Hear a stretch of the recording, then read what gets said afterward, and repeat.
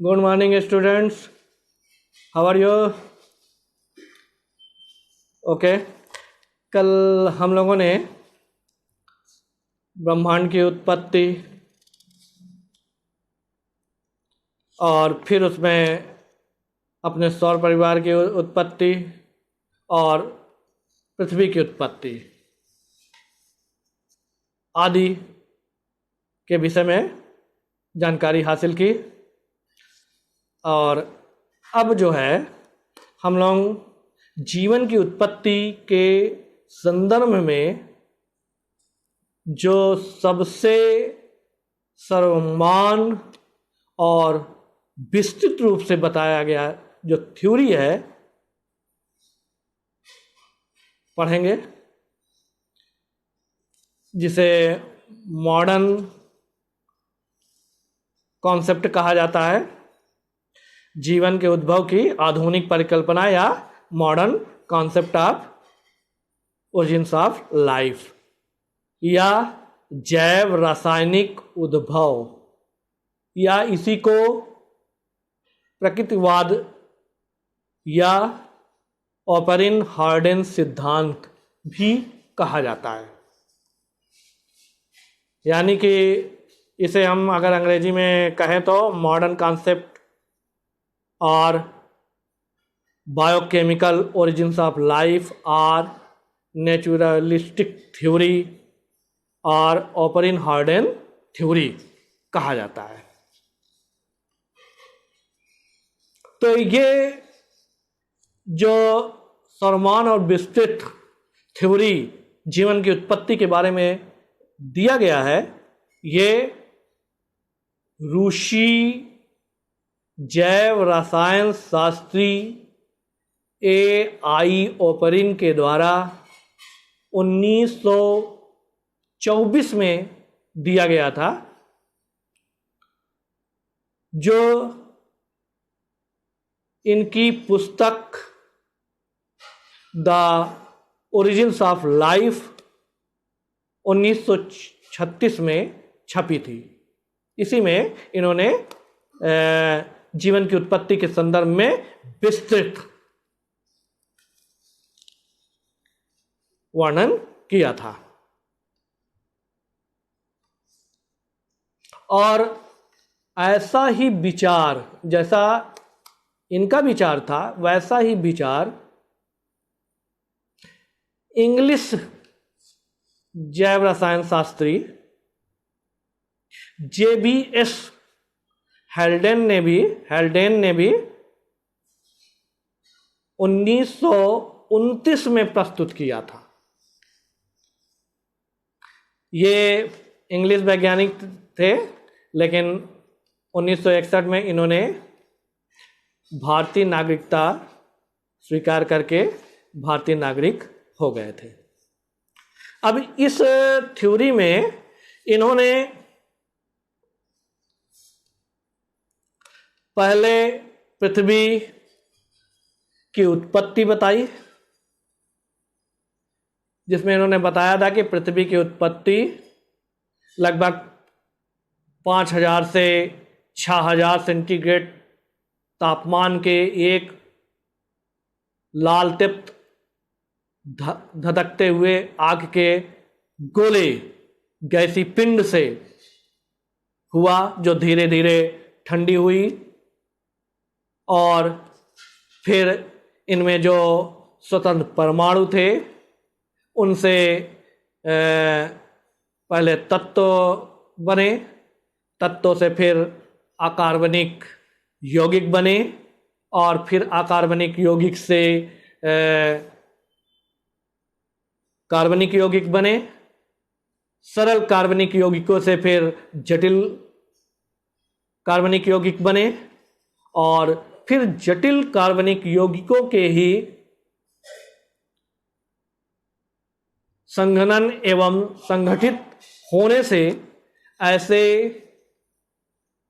जीव पदार्थ बना, जिससे आगे जीवन की उत्पत्ति हुई। तो इस पूरी थ्योरी को, जिसमें पहले पृथ्वी की उत्पत्ति बताई गई है और फिर उनमें जो भौतिक और रासायनिक परिवर्तन हो रहा है उस पूरी प्रक्रिया को लगभग माने 7 या कोई कोई वैज्ञानिक उसे 8 चरणों में विस्तृत रूप से बताते हैं। तो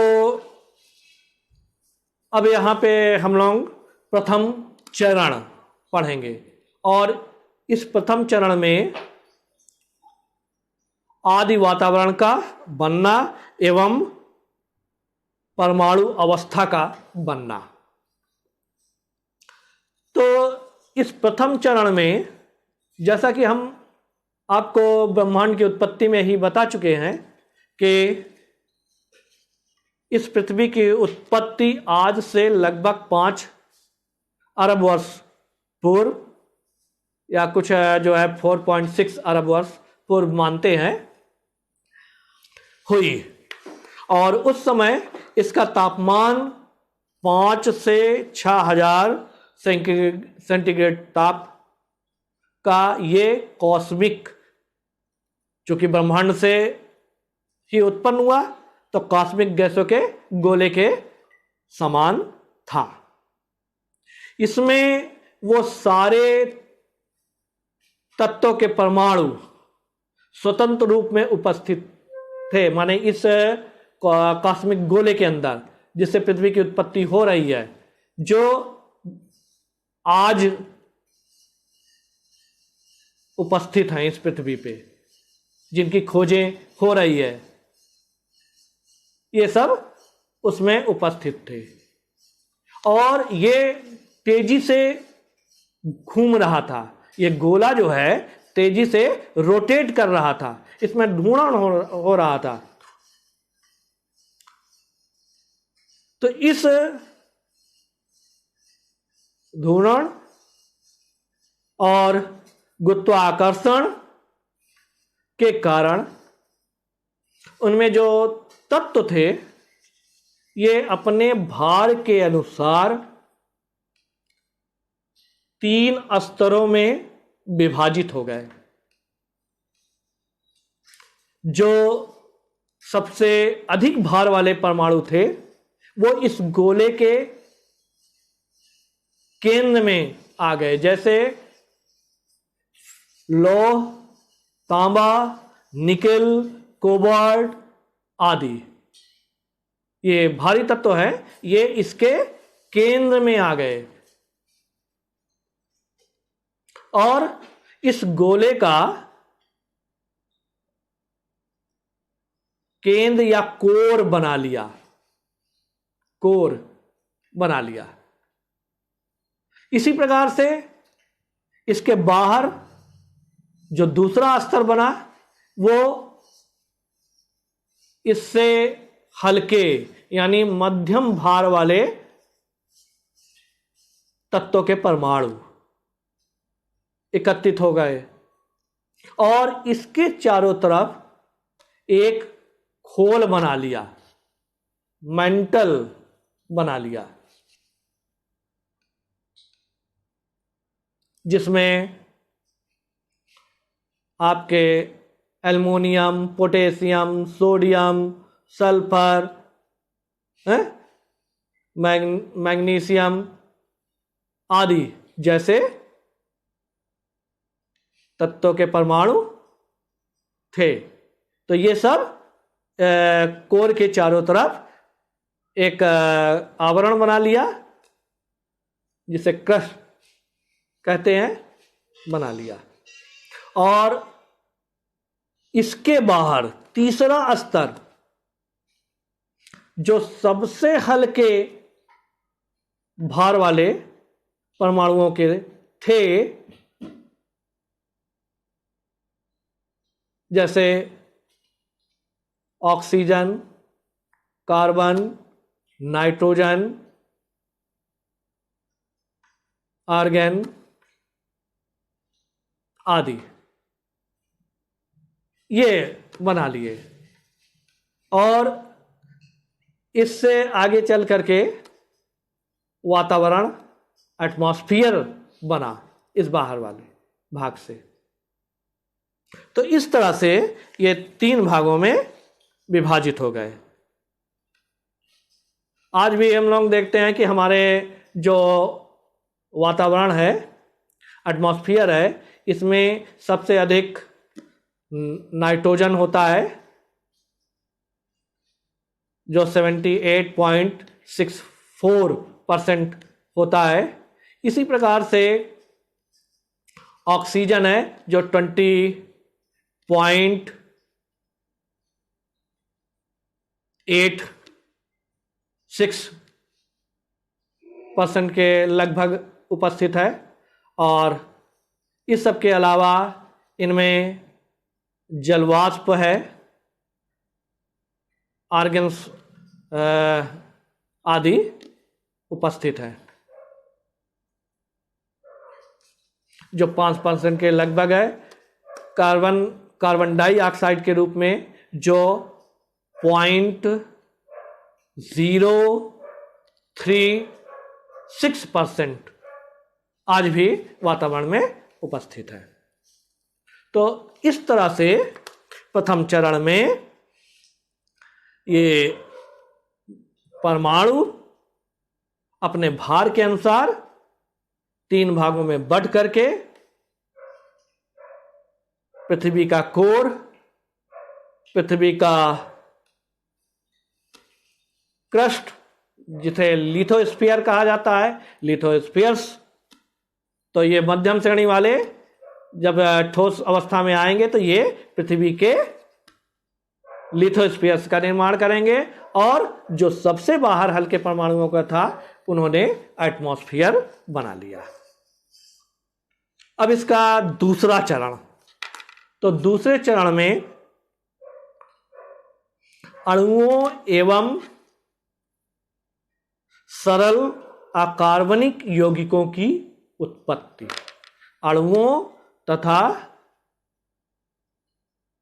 सरल अकार्बनिक यौगिकों की उत्पत्ति। तो ये करोड़ों वर्षों तक तो ऐसे ही चलता रहा, लेकिन वर्षों तक इसी प्रकार से चलते चलते पृथ्वी का ताप धीरे धीरे कम होता गया। तो पृथ्वी का ताप जैसे जैसे कम होता गया वैसे वैसे इनमें जो स्वतंत्र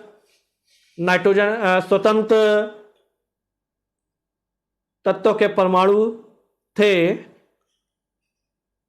ये आपस में क्रिया करने लगे। तो सबसे पहले तो जो स्वतंत्र परमाणु थे इन्होंने ही आपस में संयुक्त होकर के अपने अपने तत्व बना लिए। जैसे हाइड्रोजन के परमाणु मिल करके हाइड्रोजन के अणु बनाए, नाइट्रोजन के परमाणु मिलकर के नाइट्रोजन बनाया, ऑक्सीजन के परमाणु मिलकर के ऑक्सीजन का अणु बनाया।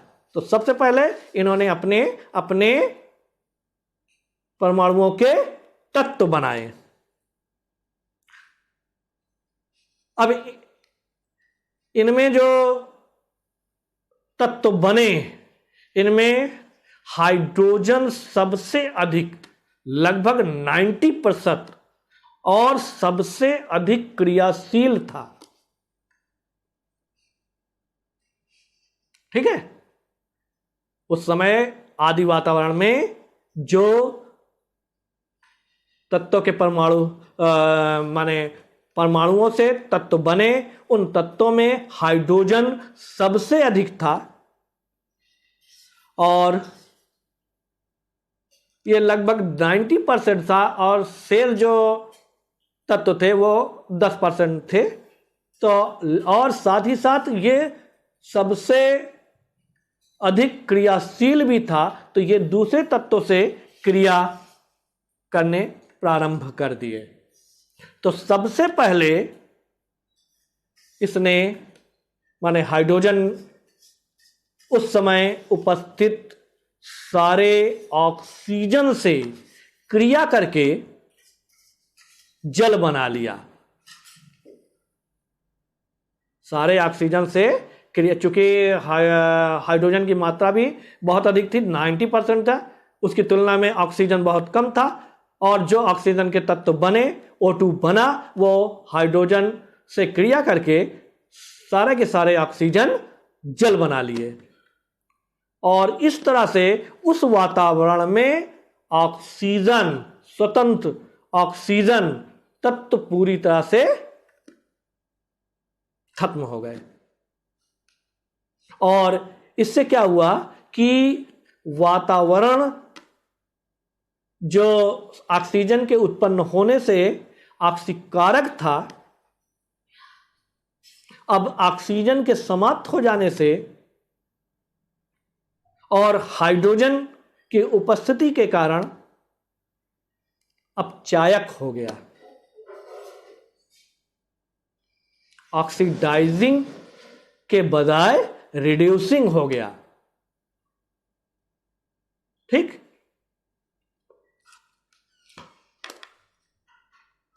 दूसरी क्रिया हाइड्रोजन और नाइट्रोजन के बीच हुई,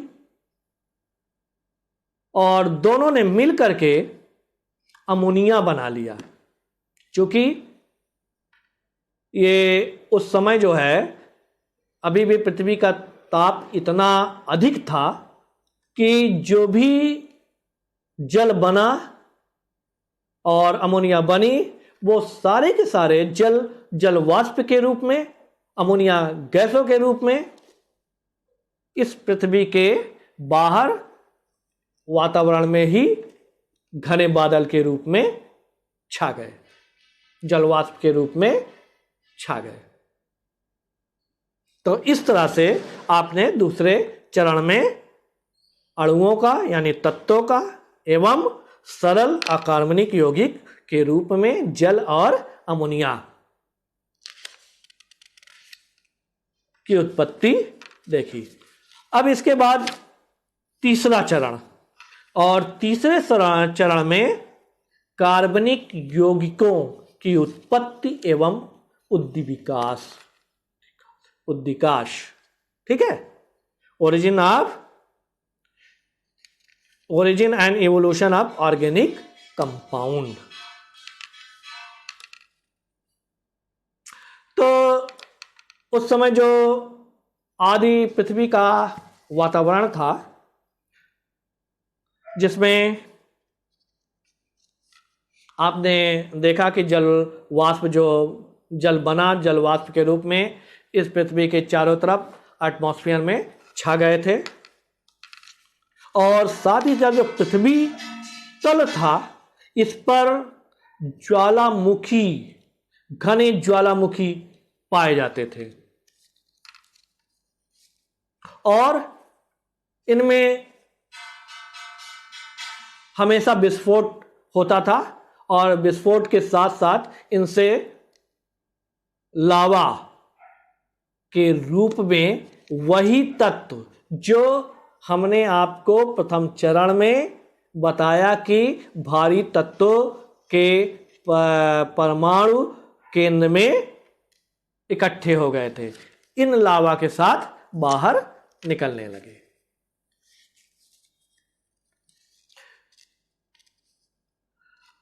इस तरह से जो लावा से जो तत्व निकल रहे हैं उनमें और वायुमंडल में उपस्थित नाइट्रोजन और कार्बन के बीच अब क्रिया से कार्बाइड्स और नाइट्राइड्स बना, और फिर इस पर, इन कार्बाइड्स पर जलवाष्प की क्रिया हुई, तो सबसे सरलतम हाइड्रोकार्बन के रूप में, कार्बनिक यौगिक के रूप में CH4 यानी मीथेन की उत्पत्ति हुई। और इसी तरह से कार्बाइड के साथ ही साथ नाइट्राइड पर जो जल वाष्प की क्रिया हुई, उनसे अमोनिया बना और साथ ही साथ हाइड्रोजन, कार्बन और नाइट्रोजन का भी आपस में क्रिया हुई तो हाइड्रोजन साइनाइड भी बने। तो इनमें जो सरलतम हाइड्रोकार्बन के रूप में मेथेन बना। अब ये मेथेन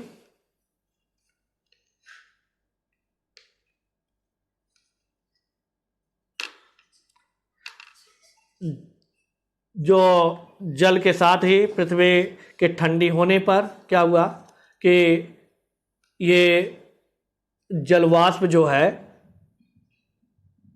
उस समय बहुत गर्म था, तो क्या होता था कि कभी कभी जो है जब थोड़ी ठंडी हुई तो ये जलवाष्प तरल होकर के जल के रूप में, जल वर्षा के रूप में पृथ्वी पर आने लगी।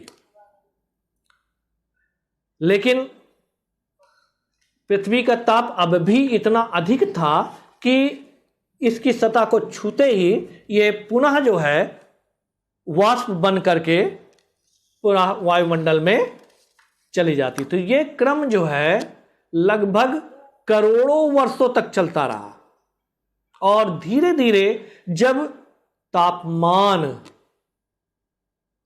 100 सेंटीग्रेड से कुछ कम हुआ, तब वर्षा का जल पृथ्वी तल पर रुक सकी, पृथ्वी तल पर रुक सकी और ये रुक करके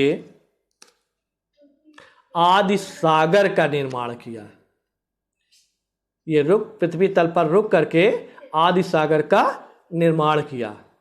इस आदि सागर के जल में वर्षा के साथ जो वायुमंडल में जो मेथेन, अमोनिया, हाइड्रोसाइनाइड बने, साथ ही साथ पृथ्वी के तल से बहते हुए जल नदी नाले के रूप में जो निचली सतह पर इकट्ठा होकर के आदि सागर का निर्माण कर रहे थे, उसके जल में पृथ्वी तल के भी जो तत्व थे, क्रस्ट के जो भी तत्व थे, उनको भी ले आकर के समुद्र में इकट्ठा करने लगे। इस तरह से विभिन्न प्रकार के यौगिक तत्व ये समुद्र जल में इकट्ठे हो गए। तो यहां इकट्ठे होने से क्या हुआ कि इन यौगिकों को, इन तत्वों को आपस में टकराने, प्रतिक्रिया करने और जुड़ने की स्वतंत्रता प्राप्त हुई।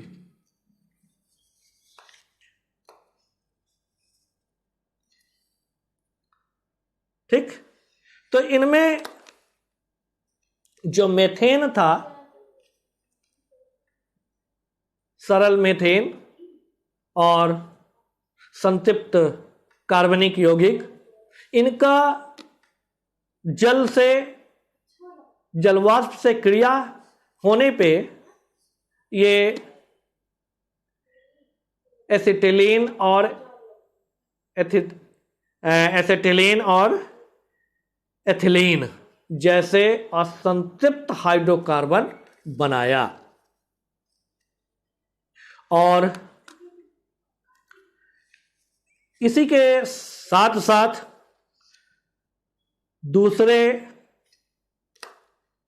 कार्बनिक यौगिक, अल्कोहल, एल्डिहाइड, कीटोन्स एंड कार्बनिक लवणों का भी संश्लेषण हुआ।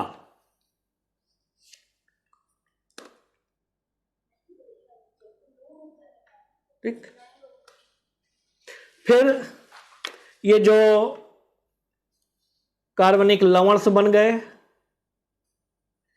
संतृप्त हाइड्रोकार्बन मेथेन बन गया और दूसरे कार्बनिक यौगिक बन गए, जिसमें अल्कोहल, एल्डिहाइड, कीटोन आदि थे। इनका आपस में क्रिया हुई, इनके बीच आपस में क्रिया हुई, अथवा अमोनिया के साथ क्रिया हुई, हाइड्रोजन के साथ क्रिया हुई। इन सब के फलस्वरूप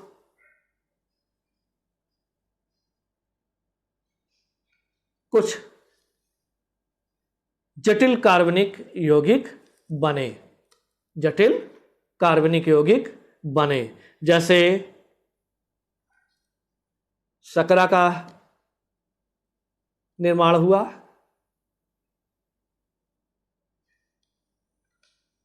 ग्लिसरॉल बने, फैटी एसिड बन गए, और नाइट्रोजनस बेस के रूप में प्यूरीन और पिरिमिडीन जैसे कार्बनिक यौगिकों का संश्लेषण हुआ। ठीक, इन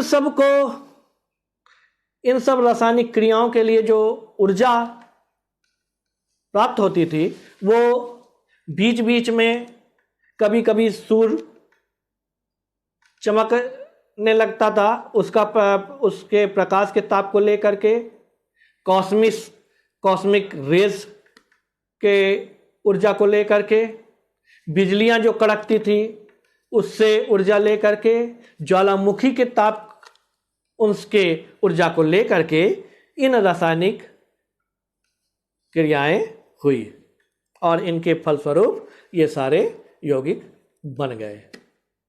शकरा बन गया, ग्लिसरॉल बन गया, फैटी एसिड बन गया, नाइट्रोजनस बेस बन गए, नाइट्रोजनस बेस के रूप में प्यूरीन और पिरिमिडीन बन गए। उस समय क्या होता था, जो आदि सागर था, इनमें बहुत अधिक ज्वार और भाटा आते थे, ज्वार और भाटा आते थे। तो ज्वार के समय पानी जो है काफी ऊंचाई तक और तटीय क्षेत्र में काफी दूरी तक चला जाता था, और जो तट पे छोटे बड़े गड्ढे होते थे, उनमें इस ज्वार का जल जो है भर जाता था, और भाटा के समय समुद्र जल का, आदि सागर का अधिकांश जल तो वापस आ जाता था, लेकिन कुछ उन गड्ढे और छोटे और बड़े गड्ढों में रुक जाते थे। तो उनके जल आदि सागर के जल से अधिक कंसंट्रेटेड होते थे, और संभवतः इन्हीं जलों में जीवों का विकास हुआ है। इन्हीं गड्ढों वाले जल में जो अधिक कंसंट्रेटेड थे, इसी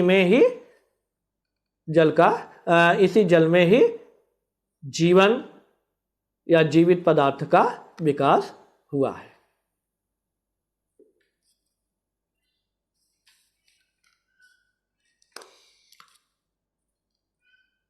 AI ओपनिंग के अनुसार बाद में ये जो यौगिक बने, इन्हीं यौगिकों के सरल अणुओं के पॉलीमराइजेशन के द्वारा माइक्रोमॉलिक्यूल्स या पॉलीमर्स बने।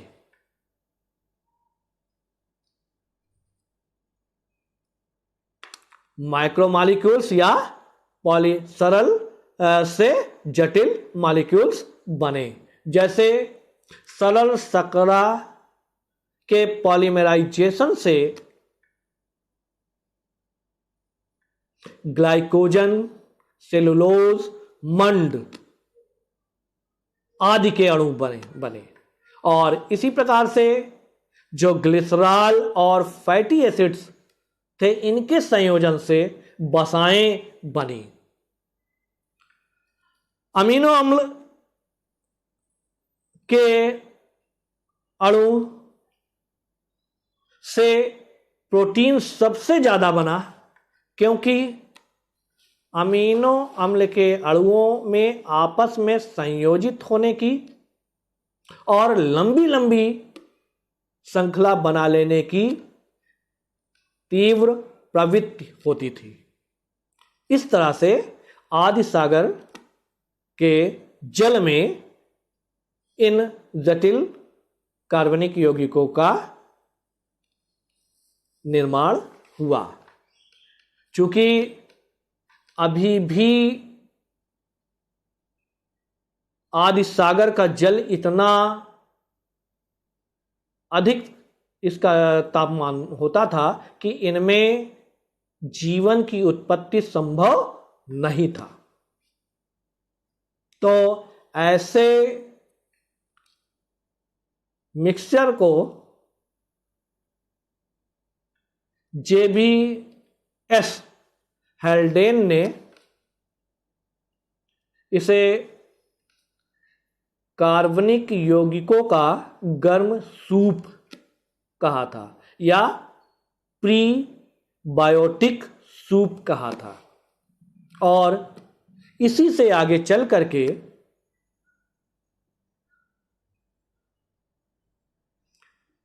जीव पदार्थ की उत्पत्ति हुई है। तो ओके बच्चों, आज हम आपको यही तीसरे चरण तक ही जीवन की उत्पत्ति बता रहे हैं, जिनमें विभिन्न प्रकार के कार्बनिक यौगिकों के बनने की प्रक्रिया आपको बताई। Thank you.